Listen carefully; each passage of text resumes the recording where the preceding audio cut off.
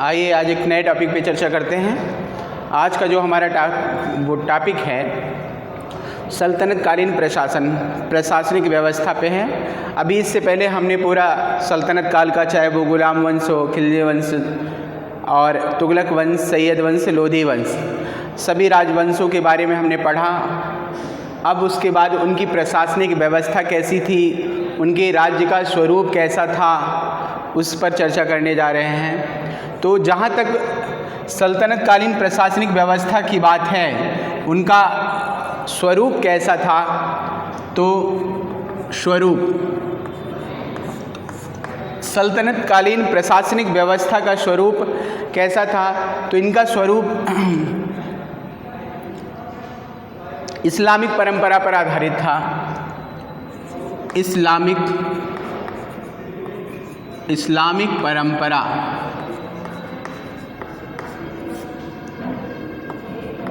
परंपरा पर आधारित था।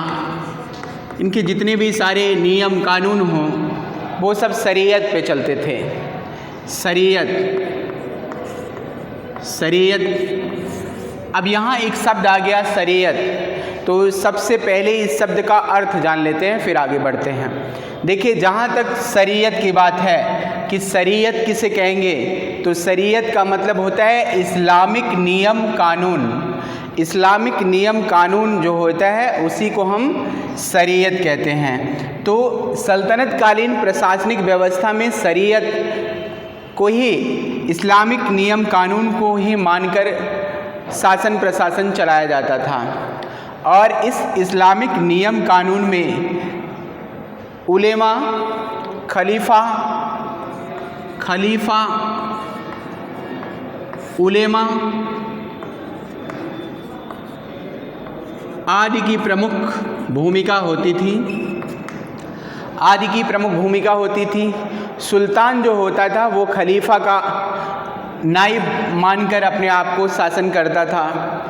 सल्तनतकालीन जितने भी सारे शासक हुए, उन शासकों ने खलीफा का एज ए प्रतिनिधि माना। खलीफा इस्लामिक नियम कानून का एक ऐसा आध्यात्मिक गुरु होता था जो सुल्तान को शासन सत्ता के लिए एक अनाधिकृत प्रमाण पत्र जारी करता था, और सुल्तान अपने हाथों से खिलियत देता था। तो आइए दोनों शब्दों पर पहले चर्चा कर लिया जाता है कि खिलियत किसे कहते हैं और खलीफा किसे कहते हैं। दो शब्द आ गए हैं, एक आ गया है खिलियत और दूसरा आ गया है खलीफा। तो सबसे पहले खलीफा क्या होता है? खलीफा जो होता है वो इस्लामिक संसार का धर्म गुरु होता था। क्या होता है? धर्म गुरु। जैसे हिंदू धर्म में शंकराचार्य होते हैं, वैसे ही इसमें मुस्लिम धर्म में खलीफा होते हैं। अगर खलीफा ने ये घोषणा कर दी कि राज्य में ऐसा होना चाहिए, तो सुल्तान उसकी आज्ञा की अवहेलना नहीं करता था, उसकी बात को मानता था। और खलीफा अपने द्वारा एक खिलियत देता था। खिलियत किसे कहते हैं? तो खिलियत होता था प्रमाण पत्र। क्या होता है? प्रमाण पत्र। शासक को शासन करने के लिए खलीफा एक प्रमाण पत्र जारी करता था, उसी प्रमाण पत्र को कहते थे खिलियत। ठीक है। अब इसका मतलब ये हो गया कि अगर खलीफा ने खिलियत प्रदान कर दिया, किसको? सुल्तान को अगर खलीफा ने खिलियत प्रदान कर दिया, यानी प्रमाण पत्र दे दिया, तो इस्लामिक जगत के जितने भी सारे व्यक्ति होंगे वो सुल्तान को जो है खलीफा का प्रतिनिधि मानकर, ईश्वर का प्रतिनिधि मानकर उसको शासक अपना मानते हैं, और उसके द्वारा जो भी नियम कानून पारित होगा उसकी अवहेलना नहीं करते। ठीक है। तो इस तरीके से खलीफा और खिलियत के बारे में हमने जाना। खलीफा किसे कहते हैं और खिलियत किसे कहते हैं। तो कुछ ऐसे भी सल्तनतकालीन शासक हुए जिन्होंने खलीफा की सत्ता को माना ही नहीं। ठीक है। व्यवहारिक रूप में, सिद्धांत के रूप में ऐसे अलाउद्दीन खिलजी और बलबन ऐसे शासक होते हैं जिन्होंने सिद्धांत के रूप में तो खलीफा की सत्ता को माना, लेकिन व्यवहारिक रूप में उनकी सत्ता को नहीं माना। सिद्धांत के रूप में इसलिए माना क्योंकि अगर वो इनकी सत्ता को नहीं मानते तो जनता में अलोकप्रिय हो जाते। इसलिए प्रारंभिक समय में बिन तुगलक भी इस बात को नहीं मानता। कौन? तो मोहम्मद बिन तुगलक। मोहम्मद बिन तुगलक ये तुगलक वंशी शासक है, इसने खलीफा की सत्ता को नहीं माना, उनकी खिलियत को नहीं लेता ये। लेकिन जब इसने देखा कि खलीफा का इतना ज़्यादा प्रभाव है कि लोग इसके समय में बहुत सारे जगह जगह पे विद्रोह होने लगे, तो मजबूर होकर इसने खलीफा की सत्ता को स्वीकार कर लिया। और एक सुल्तान तो ऐसा भी होता है जिसने स्वयं को ही खलीफा घोषित कर दिया, स्वयं खलीफा, कहा मैं ही खलीफा हूँ। ऐसा कौन सा शासक होते हैं जिसने स्वयं को खलीफा घोषित किया? तो उसका नाम होता है कुतुबुद्दीन मुबारक खिलजी। कुतुबुद्दीन मुबारक खिलजी, ये कुतुबुद्दीन मुबारक खिलजी, इसने अपने आप को ही स्वयं खलीफा कहा। इसने कहा मैं स्वयं खलीफा हूँ। ठीक है, तो ये भी आपसे पूछा जा सकता है कि किसने अपने आप को स्वयं खलीफा घोषित कर दिया था? तो कुतुबुद्दीन मुबारक खिलजी, इसने अपने आप को स्वयं खलीफा घोषित कर दिया। इसने कहा मैं ही खलीफा हूँ। और इस्लामिक नियम विधि विधान को मानने वाले सारे जो भी सुल्तान हुए, इन्होंने सुल्तान की उपाधि धारण की। ठीक है, सुल्तान की उपाधि धारण की, इस्लामिक नियम शरीयत के नियम को माना, शरीयत के नियम के हिसाब से ही इन्होंने शासन किया।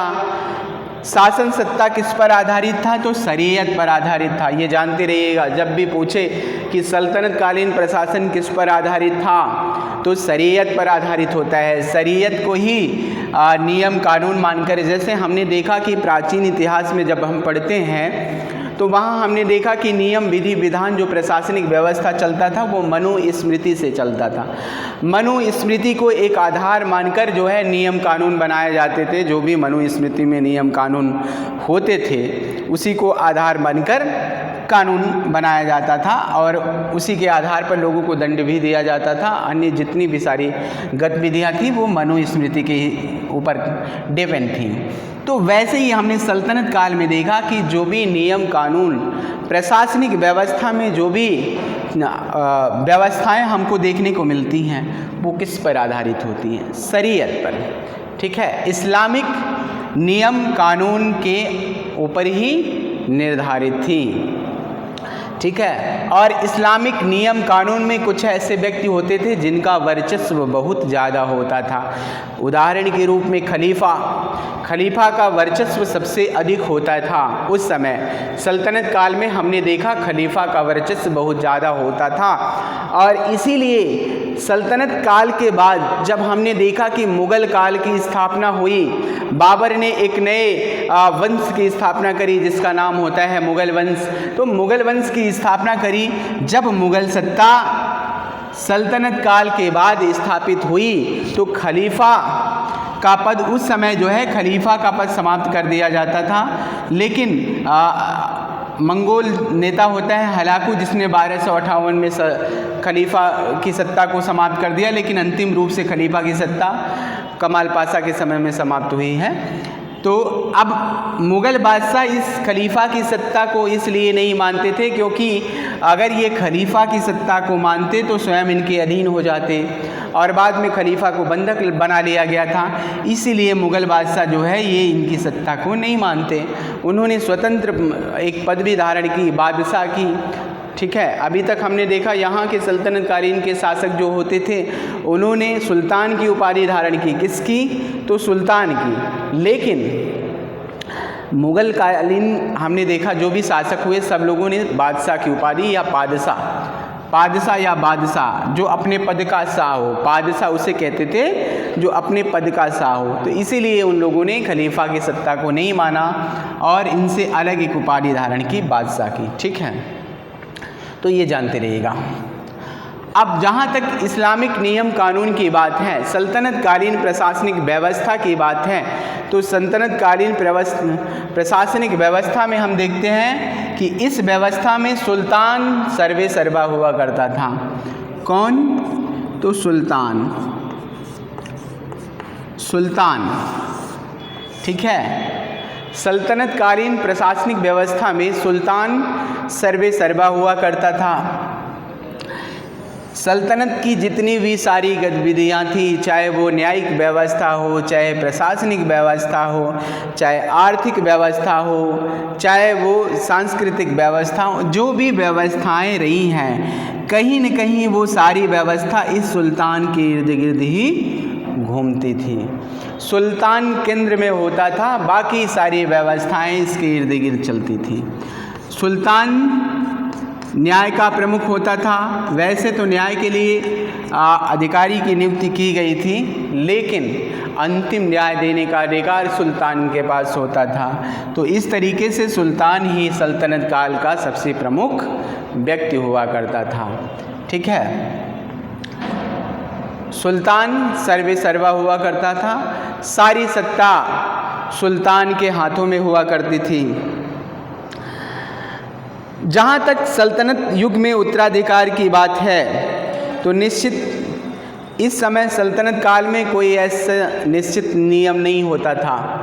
ठीक है, कोई ऐसा नियम नहीं था कि सुल्तान के बाद उसका लड़का ही सुल्तान बनेगा।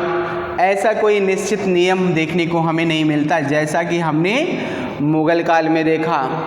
मुग़ल काल में हमने देखा कि बाबर का लड़का ही शासक बनेगा और उसके बाद हुमायूं का लड़का शासक बनेगा। लेकिन सल्तनत काल में ऐसा कोई नियम हमें देखने को नहीं मिलता। लेकिन इल्तुतमिश के समय से, किसके समय से? तो इल्तुतमिश के समय से हमने देखा कि एक व्यवस्था इल्तुतमिश ने स्थापित करी। इसने जब योग्य पुत्र और पुत्रियों को शासन सत्ता पर आसीन करने लगा, इल्तुतमिश के समय में जब ये देखा गया कि कोई योग्य पुत्र उसका नहीं होता, तो ऐसी अवस्था में इसने अपनी पुत्री रजिया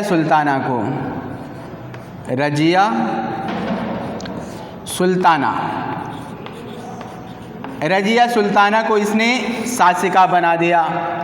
शासन सत्ता उसके हाथों में दे दी। ये घोषणा करी कि मेरे बाद मेरा उत्तराधिकारी कौन होगा? मेरी पुत्री रजिया सुल्ताना।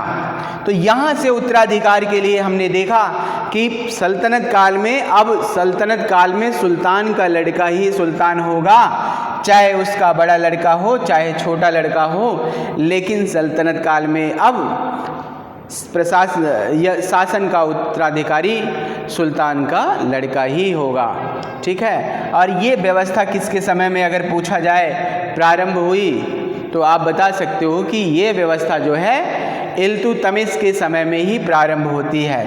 हालांकि बाद के समय में हमने देखा कुछ ऐसे निर्बल उत्तराधिकारी भी होते हैं कि जिनके कारण जो उलेमा वगैरह हुआ करते थे, ठीक है, अमीर हुआ करते थे, उन्होंने इन शासकों को एज ए कठपुतली समझा और जैसे चाहा अपने मन के हिसाब से नचाते थे।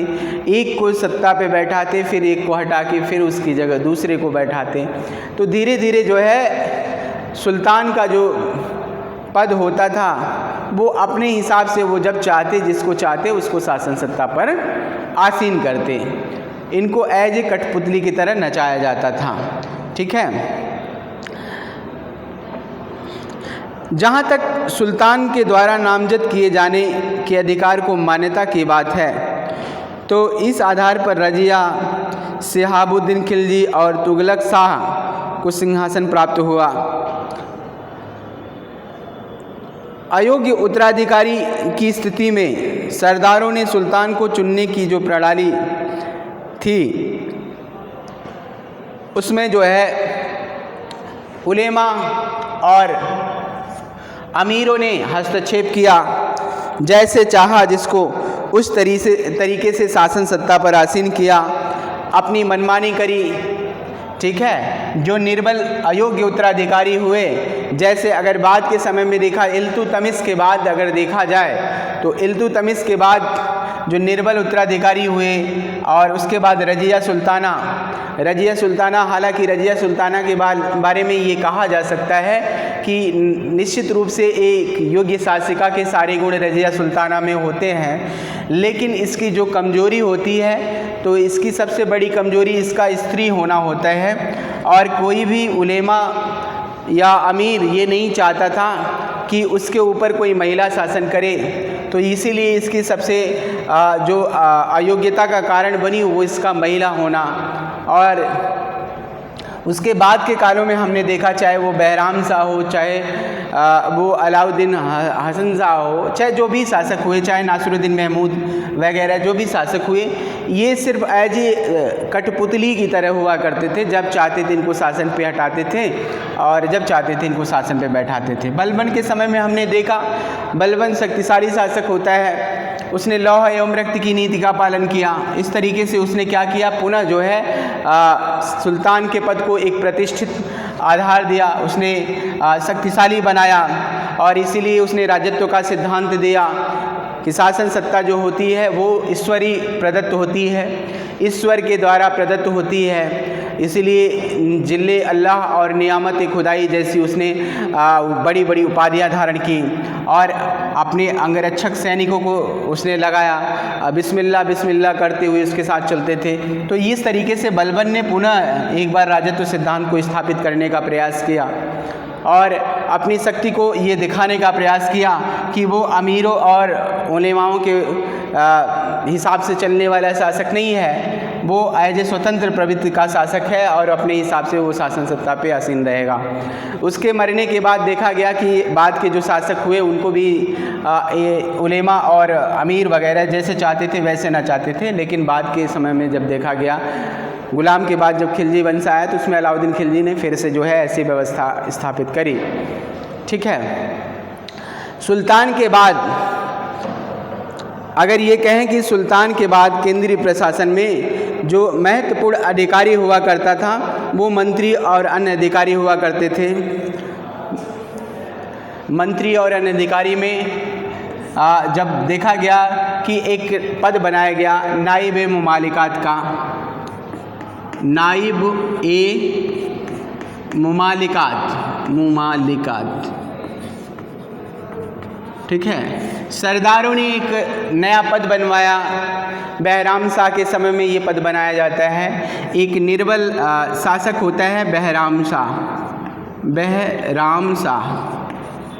तो बहराम शाह के समय में सुल्तान के बाद एक पद बनाया गया। सबसे सर्वेसर्वा तो पद प्रशासनिक व्यवस्था में पहले नंबर पे आता था सुल्तान, लेकिन सुल्तान के बाद दूसरा जो पद बनाया गया वो नाइब ए मुमालिकात का पद बनाया गया। तो सुल्तान के बाद सरदारों के पास ये अधिकार होता था, वो किसी को भी चाहे सल्तनत काल में कोई भी व्यक्ति हो, वो जो है सरदारों ने अपनी शासन शक्ति को दिखाने के लिए अपने हाथों में नाइब का पद लिया और इस कारण दुर्बल सुल्तान के समय में ही इस पद का महत्व बढ़ गया। ऐसी स्थिति में नाइब का पद सुल्तान के बाद माना जाता था और राज्य के वजीर से भी यह श्रेष्ठ माना जाता था। परंतु शक्तिशाली सुल्तानों ने इस पद को या तो रखा या नहीं। जैसे अलाउद्दीन एक योग्य शासक होता है, उसने क्या किया कि इस नाइब ए मुमालिकात पद को ही उसने समाप्त कर दिया। तो जैसे बाद के सुल्तान जो शक्तिशाली सुल्तान हुए, जब तक कमज़ोर उत्तराधिकारी हुआ करते थे तब तक ये नाइब ए मुमालिकात का पद था, क्योंकि सुल्तान के बाद ये महत्वपूर्ण पद हुआ करता था नाइब ए मुमालिकात का। असीम शक्तियाँ इसके हाथों में हुआ करती थी और कोई योग्य सरदार को यहाँ पर नियुक्त कर दिया जाता था जो प्रशासनिक व्यवस्था में सुल्तान के पदों पर हस्तक्षेप करता था। तो ऐसे व्यक्ति को ये पद दे दिया जाता था। और इस समय नाइब मुमालिकात की बात की जाए कि जब ये पद बनाया गया नाइब मुमालिकात का, यानी किसने बनाया, तो बैराम शाह ने। तो जब इस पद को बनाया गया तो पहली बार इस पर नियुक्ति एतगीन की होती है। किसकी होती है? तो एतगीन की। एतगीन, ठीक है। इस पद पर पहली बार किसकी नियुक्ति होती है? नाइब मुमालिकात के पद पर तो एतगीन की। और किसने बनाया था इस पद को? तो ये जानते रहिएगा, इस पद को बनाया था बैराम शाह ने, ठीक है। तो सुल्तान के बाद एक प्रमुख पद बनाया गया, नाइब मुमालिकात का पद बनाया गया। अब नाइब ए मुमालिकात के बाद जो अगला पद बनाया जाता था वो वजीर का होता था। वजीर, अगला पद कौन सा था? तो वजीर का। वजीर ये सुल्तान के बाद एक शक्तिशाली प्रशासनिक अधिकारी हुआ करता था। वित्त व्यवस्था, कर वसूलने का सारा अधिकार किसके पास हुआ करता था? वजीर के पास, ठीक है। तो वजीर के पास वित्त व्यवस्था संबंधी सारे अधिकार हुआ करते थे। यह राज्य का प्रधानमंत्री कहलाता था। वजीर मुख्यतः राजस्व विभाग यानी दीवान ए वजारत का प्रधान होता था। राजस्व विभाग यानी दीवान ए वजारत, दीवान ए वजारत, दीवान ए वजारत का ये प्रधान हुआ करता था। राजस्व विभाग देखता था, राजस्व विभाग। ये जानते रहिएगा, कभी कभी यहाँ से ये क्वेश्चन बड़ा अच्छा बन जाता है कि राजस्व विभाग सल्तनत कालीन राजस्व विभाग किसके हाथों में हुआ करता था। अगर ये पूछता है तो आप बता सकते हो कि सल्तनत कालीन राजस्व विभाग वजीर के पास हुआ करता था। किसके हाथों में हुआ करता था? तो वजीर के हाथों में राजस्व विभाग हुआ करता था। ये राज्य का प्रधानमंत्री भी होता था, ठीक है। सुल्तान के बाद असीम अधिकार इसी के हाथ में हुआ करते थे, वजीर के हाथ में। ये राज्य का सबसे बड़ा अधिकारी भी कहा जाता था। ऐसी स्थिति में संपूर्ण शासन पर दृष्टि रखना, सुल्तान की बीमारी अथवा राजधानी से अनुपस्थिति होने पर शासन का प्रबंध, विभिन्न पदाधिकारियों की नियुक्ति करना आदि इसे ही प्राप्त होता था। वजीर की सहायता के लिए अनेक छोटे छोटे अधिकारी भी हुआ करते थे, जैसे नाइब वजीर, मिश्रित ए मुमालिक, मुस्तौफ़ी ए मुमालिक आदि बड़े अधिकारी भी होते थे जो इनको सहायता दिया करते थे, ठीक है। दीवान ए वजारत एक बड़ा विभाग था, उसका एक बड़ा सचिवालय था जिसके अंतर्गत छोटे बड़े अधिकारी और साधारण कर्मचारी आते थे। तो इस तरीके से अगर माना जाए कि जो वजीर का पद होता था, सल्तनत कालीन वजीर का पद एक शक्तिशाली पद हुआ करता था, ठीक है। और सुल्तान के बाद जो सबसे शक्तिशाली पद अगर हो तो कहा जा सकता है कि वजीर का पद होता था। क्यों? क्योंकि इसके पास राजस्व यानी वित्त व्यवस्था, जिसके हाथ में वित्त व्यवस्था होगी वो ऑटोमेटिक अपने आप शक्तिशाली होगा सबसे। वो जब चाहे तब सत्ता परिवर्तन कर सकता है, ठीक है। तो ये जानते रहिएगा कि सल्तनत कालीन जो प्रमुख एक प्रशासनिक व्यवस्था में अधिकारी कौन था, तो आप बता सकते हो कि वजीर था, ठीक है। सुल्तान के बाद हमने अभी आपको बताया नाइब मुमालिकात होता था और नाइब मुमालिकात के बाद वजीर का पद बनाया गया, ठीक है। वजीर हुआ करता था, ठीक, वजीर हुआ करता था। अब आइए वजीर के बाद अगला जो अधिकारी होता था आरिज ए मुमालिक। अगला जो अधिकारी होता था वो कौन होता था? आरिज ए मुमालिक। आरिज ए मुमालिक अगला अधिकारी हुआ करता था आरिज ए मुमालिक, दीवान ए अर्ज। आरिज ए मुमालिक के अधीन ही दीवान ए अर्ज होता था। दीवान ए अर्ज, दीवान ए अर्ज इसी के अधीन हुआ करता था, अर्थात सैन्य विभाग, ठीक है। आरिज ए मुमालिक सैन्य विभाग का प्रमुख अधिकारी हुआ करता था और सैन्य विभाग की रसद व्यवस्था देखना, उनकी नियुक्ति करना, उनको किस अभियान पर जाना है, ठीक है, इन सभी की देखभाल करने का दायित्व किसके पास होता था? आरिज़ मुबालिक के हाथों में हुआ करता था। सुल्तान आरिज़ मुबालिक घोड़ों को दागने, सैनिकों का होलिया लिखे जाने आदि की व्यवस्था करता था। वह राज्य का सेनापति नहीं था और सुल्तान समय समय पर विभिन्न युद्धों के लिए अपनी इच्छा अनुसार सेनापति की नियुक्ति करता था। ठीक है, तो दीवान अर्ज यानी कौन सा विभाग होता था? तो ये जानते रहिएगा, सैन्य विभाग हुआ करता था। ठीक है, सैन्य विभाग। दीवान अर्ज की स्थापना किसने की? कभी यही क्वेश्चन पूछ लिया जाता है कि दीवान अर्ज की स्थापना किसने की, तो आप बता सकते हो कि दीवान अर्ज की स्थापना बलबन ने की थी। किसने की? तो बलबन। देखिए, लगे हाथ हम इस बात को बताते चलते हैं कि ताकि आने वाले समय में अगर इस तरीके का कोई क्वेश्चन बनता है तो वो क्वेश्चन आपकी पहुंच से दूर ना हो, इसलिए लगे हाथ किस विभाग की स्थापना किसने करी, इसकी चर्चा साथ में करते हुए चलते हैं। ठीक है, तो दीवान अर्ज सैन्य विभाग होता था और आरिज़ मुबालिक जो होता था ये सैन्य विभाग का प्रमुख अधिकारी हुआ करता था। ठीक है, और सारी व्यवस्था सैन्य विभाग से संबंधित, सेना का होलिया, उसको घोड़े के दागने की व्यवस्था और रसद व्यवस्था, रसद समझते हैं, खान पान की व्यवस्था सैन्य की, कैंप लगाना, सेना किस पर अभियान करेगी, किस राज्य को जीतेगी, क्या कैसे करके, ये सारी व्यवस्था का उत्तरदायित्व कौन हुआ करता था? आरिज़ मुबालिक। ठीक है, तो ये सैन्य विभाग का प्रमुख होता था। अब इसके बाद आइए आगे बढ़ते हैं। आरिज़ मुबालिक के बाद अगला विभाग देखते हैं। आइए आगे देखते हैं। दीवान आरिज़ के बाद अगला जो विभाग होता था दीवान इंसा। दीवान इंसा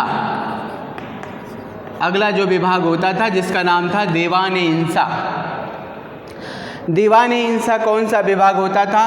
तो ये शाही पत्राचार विभाग हुआ करता था। शाही पत्राचार विभाग। ठीक है, तो ये शाही पत्राचार विभाग हुआ करता था दीवान इंसा। इसका कार्य क्या होता था? कूटनीतिक संबंधों को देखना, इसी का कार्य होता था दीवान इंसा। ठीक है, कूटनीतिक संबंधी जो भी बातें हुआ करती थी वो दीवान इंसा देखता था और सुल्तान के आदेशों को राज्य के विभिन्न भागों में भेजना, सुल्तान की सभी प्रकार की डाक को देखना, उसके उत्तर तैयार करना, उसे भेजना और उसी का कार्य करना। उसकी सहायता के लिए अनेक दबीर हुआ करते थे। ठीक है, दीवान इंसा की सहायता के लिए अनेक दबीर हुआ करते थे। दबीर का मतलब क्या होता है जानते हैं? दबीर का मतलब होता है लेखक। ठीक है, अनेक दबीर यानी लेखक हुआ करते थे। तो दीवान इंसा कैसा विभाग होता था आपसे पूछ सकता है, तो आप बता सकते हो कि दीवान इंसा शाही पत्राचार विभाग, पत्रालय, डाक विभाग हुआ करता था। कूटनीतिक संबंधी जो भी बातें हुआ करती थी दीवान इंसा के माध्यम से, और कहाँ पत्र भेजना है, किन से पत्र का आदान प्रदान करना है, ये सारी बातों की देखभाल कौन करता था? तो दीवान इंसा। ठीक है, और इसके लिए इसके पास बहुत सारे दबीर हुआ करते थे। दबीर माने लेखक हुआ करते थे, वो लिपिबद्ध करते थे किसी भी बात को, कैसे क्या लिखना है, कहाँ कौन से पत्र को कैसे क्या करना है, इन सभी की देखभाल जो है ये दीवान इंसा करता था। दीवान इंसा के बाद अगला जो विभाग होता था वो दीवान रसालत हुआ करता था। कौन सा विभाग होता था अगला? तो दीवान रसालत। दीवान रसालत कैसा विभाग होता था? तो विदेश विभाग हुआ करता था। ठीक है, विदेशों से संबंध कैसे रखा जाए, ठीक है, किसके साथ राजनयिक संबंध रखा जाए, किसके साथ नहीं रखा जाए, और विदेशी पत्र व्यवहार, राजदूतों का आदान प्रदान, इन सभी की का दायित्व किसका होता था? दीवाने रसालत का। ठीक है, किसके साथ कूटनीतिक व्यवहार रखना है, किसके साथ नहीं रखना है, किसके साथ राजदूतों का आदान प्रदान करना है, किसके साथ राजदूतों का आदान प्रदान नहीं करना है। ठीक है, और कौन सा देश हमारे लिए कैसा है, इन सभी की देखभाल करने का उत्तरदायित्व किसके दिमाग में क्या चल रहा है। ठीक है, कौन सा देश हमारे बारे में कैसा सोच रहा है, इन सभी को की देखभाल करने का जो है उत्तरदायित्व किसका होता था? दीवाने रसालत का, विदेश विभाग का हुआ करता था। ठीक है, इन सभी दायित्वों का निर्वहन कौन करता था? तो विदेश विभाग यानी दीवाने रसालत, इसी के हाथों में ये सारी शक्तियाँ थी। जब कभी अगर आपसे पूछे कि दीवाने रसालत किस प्रकार का विभाग होता है, तो आप बता सकते हो कि दीवाने रसालत विदेश विभाग होता है। ठीक है, तो इस तरीके से आज का ये हमारा वीडियो यहीं पर समाप्त होता है। आज के लिए आपको धन्यवाद।